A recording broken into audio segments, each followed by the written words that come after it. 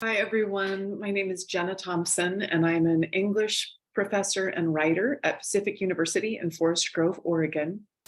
It is delightful to be here with you. Thanks for joining me. I'm going to share with you some thoughts and words about thoughts and words, some questions and ideas that I've been pondering for the past year or so in my personal reading and writing life.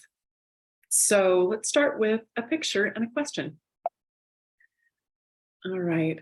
So one question that I am constantly holding is, what does it look like for one person in my ordinary life to sort of respond in a meaningful way to problems and questions that are just too big for any one person to carry? So someone in my neighborhood recently nailed a sign, a homemade plywood sign, to a telephone pole near my house. I don't know if you can see it, but it says in hand-painted letters, "Shine hard, the planet needs it." I admit I was irritated by this sign at first. What good did this sign maker hope to accomplish? The planet needs way more than for me to shine hard, whatever that means. So I pass the sign every day, and I end up waiting at a red light right next to it more often than I want to think about. But so I've had plenty of time to think about those words and also to think about my reaction to the words. So the questions and problems facing humans and facing the planet are so big and so complex that it's clear we need new ways of thinking and acting in order to find a sustainable way of life. Call it shining if you want. While I might wish for a transformative scientific or technological breakthrough that can quickly reverse planetary damage, something super dramatic and impressive, this sign maker is promoting a more modest response. Whatever it is they mean by shining, it's apparently a blanket, egalitarian message to any passerby, no matter who they are or what their education or qualification might be. To repeat a familiar quote from Mother Teresa, not all of us can do great things, but we can do small things with great love. So lately I've been practicing a modestly scaled response that's available to any one of us at any moment, anytime, anywhere. If we want to act in new ways, then it means we need to think in new ways. And thinking in new ways means being really mindful of our words. Exploring the subtle threshold between our perceptions, our thoughts, and our words might not be a dramatic solution to the planet's problems, but it's still a practice that offers a path to discovery. For a moment, close your eyes, think about an ordinary morning. Think about waking into a new day, opening your eyes and emerging from sleep. The room around you slowly comes into focus. Thoughts about the day and about your life, maybe about whatever you've been dreaming, begin rushing in. Now imagine, as concretely as you can, your routine and your habits. Think about every threshold you cross, night into day, sleeping into waking, out of the house and into the car, out of the car into a store or a school or a workplace. Our routines are full of familiar, automatic habits and behaviors. They're full of thresholds we cross without even thinking about it or even noticing. At least it feels that way for me. Thresholds are places of encounter where different energies and processes brush up against each other. In his essay, Getting Along with Nature, Wendell Berry recounts the experience of plowing a small pasture with a team of horses when a young hawk comes close, way closer than a hawk would usually come, to examine them. Berry described the size of the pasture as a, quote, patch, nowhere distant from its edges, and speculated that the hawk felt secure enough to come close because of the proximity of the pasture and the woods, of open hunting ground to the safety of the trees. He writes, "This is the phenomenon of edge or margin that we know to be one of the powerful attractions of a diversified landscape, both to wildlife and to humans. The human eye itself seems drawn to such margins, hungering for the difference made in a countryside by a hedgy fence row or a stream or a grove of trees. And we know that these margins are biologically rich, a meeting of two kinds of habitat. The biologically diverse margins between different kinds of natural landscapes can give us insight into other kinds of thresholds, whether they be the physical thresholds we cross during an ordinary morning or the internal thresholds we're constantly crossing between our perceptions, our thoughts, and our words. These are also places of encounter, places where different processes and energies brush against each other. These are also places of rich possibility. Exploring these inner thresholds expands our imagination and enlarges our maps of reality. Poet Mark Doty writes, "In fact, all perception is limited, no matter how acute your eyesight, how sharp the hearing, how sensitive the sense of touch. What we can take in is a partial rendering of the world." Well, when we compare and combine our partial renderings with others, we begin piecing together a picture of reality that's more complete than anything any one of us can render on our own. So developing a more complete map of reality requires collaboration, and yet that collaboration depends in part on our individual and solitary exploration. It depends on our sensitivity to what's happening inside us. No one can do this work for us. As John O'Donohue puts it, no one else has access to the world you carry around within yourself. You are its custodian and entrance. No one can see the world the way you see it. No one else can feel your life the way you feel it. It's humbling to think about how much I miss on a given day, how much goes right over my head, how much I filter out, how automatic my conclusions are. And yet, if I'm going to offer my partial rendering of the world to our collective effort to learn more about reality, then I have to slow down and attend to those inner thresholds. I have to notice my habits of seeing, feeling, thinking, and communicating. Novelist Anthony Doerr writes, "We need habit to get through a day, to get to work, to feed our children, but habit is dangerous too. The act of seeing can quickly become unconscious and automatic. The eye sees something, gray-brown bark, say, fissured into broad vertical plates, and the brain spits out tree trunk, and the eye moves on. But did I really take the time to see the tree?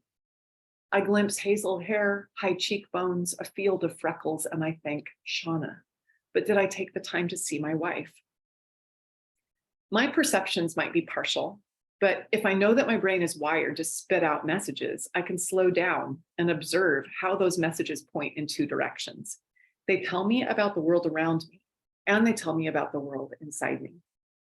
The words I use to describe the world reveal how I see the world and how I interpret what I see. The words are windows, and I can look through them from either direction. Doty writes that description shows us the world and it shows us the inner life of the one who's witnessing the world. He writes, "If you're miserable, then the trees look miserable to you too. There may not be any way around this, but it's probably good to know you're doing it." It makes me laugh every time I read it. All right, so this is why I can describe a dinner with my family in a wildly different way than my parents or my siblings would describe it. My descriptions, my word choices, the ways that I combine those words into phrases and patterns reveal places where my brain is most likely spitting out automatic messages. So if I can hold that my perceptions are partial, my thoughts are incomplete, and my words are limiting, by which I mean that by choosing one word, I'm not choosing a bunch of other words. By choosing one way of describing the world, I am making an editorial decision. There's a lot I'm leaving out. But if I can hold that it's all a partial glimmer, then I open up space. I make some space and some time to discover possibility. Any of those subtle inner margins is a point of entry to see again or to re-envision. Without awareness, the words I choose to describe the world can serve to reinforce my thought patterns, but with awareness, they can reveal those thought patterns as opportunities for revision. The process of revision, as a writer, I always have to remind myself of this. Revision is basically 3 moves. You add something, you take something away, or you change the order. That sounds really simple and really tidy, and yet here I am to tell you, not what you need me to tell you, but boy, is it not tidy. It's super messy. Preparing a talk, this is an example. Oh my goodness, the round and round of which words to choose. But anyway, so this process of revision is not quick or tidy. And when it comes to revising things that we find in our inner world, the revision's never even finished. It's an ongoing practice that has the potential to transform us and our way of being. The novelist Kiese Layman in his, the memoirist Kiese Layman in his memoir, Heavy, writes, he describes that the power of revision, it can transform our thoughts and our conception of truth. He writes, after school, I kept reading and rearranging the words I'd written, trying to understand what the words meant for my understanding of violence. For the first time in my life, I realized telling the truth was very different than finding the truth. And finding the truth had everything to do with revising and rearranging words. Revisiting and rearranging words didn't only require vocabulary, it required will and maybe courage. Revised word patterns were revised thought patterns. Revised thought patterns shaped memory. As I mentioned a moment ago, one revision move is to add something. Well, when it comes to revising thought patterns and word patterns, we can intentionally cultivate an interdisciplinary vocabulary that helps us see a bigger reality. In Pilgrim at Tinker Creek, Annie Dillard writes, seeing is, of course, very much a matter of verbalization. Unless I call my attention to what passes before my eyes, I simply won't see it. There are multiple points of entry for revision practice, including these questions, or these moments rather, that I've put up here on the screen. When we get stuck solving a problem or answering a question, don't know what questions to ask in the first place, find ourselves talking in circles with other people, just retreading the same ground, defending our choice of words, tuning out because someone else's choice of words puts us off, or anytime we're experiencing a heightened emotion, which frankly, if you think about emotion as its own kind of energy, and you think again about thresholds as these energetic spaces, then anytime that we're feeling a heightened emotion, especially in conversation or discussion, it's a signal that there's something there that we could explore and possibly in that exploration, find a possible space to revise. So at any of these moments, I can ask how other people or other disciplines are using language to point toward a perception, an observation, a thought, or an idea. And I can consider how their ways of using language might help me see more of reality. So, closing thoughts, as simple as this is, it's not like a mind-blowing practice, but it has helped me remember what's within my range of influence each day. Words help us see. They help us see the world, ourselves, and each other. While there is so much about being alive that doesn't fit into words, and while words can never convey the deepest mysteries of existence, they can at least direct our attention to the reality beyond naming. They can help us develop new ways to explore and express our partial renderings of life. Ultimately, when we invite new words into our thinking, speaking, and writing, which is an act of will and courage, as Layman says, then we allow ourselves to witness more of reality. Wes Jackson of the Land Institute says if your life's work can be completed in your lifetime, you're not thinking big enough. So can I think big enough to practice a modestly scaled response to the question of how to live on a finite planet? Can I trust that the process of human transformation, wherein we recognize our limits in a cosmic story and then live humbly within those limits, only seems slow when I'm thinking in terms of my individual lifetime? I will likely never witness what's possible when our species collectively develops new ways of engaging with thoughts and words, but I can still participate in that transformation, even if it's when I'm parked at a red light. So I'm looking forward to talking more about this with you. Thanks so much for listening.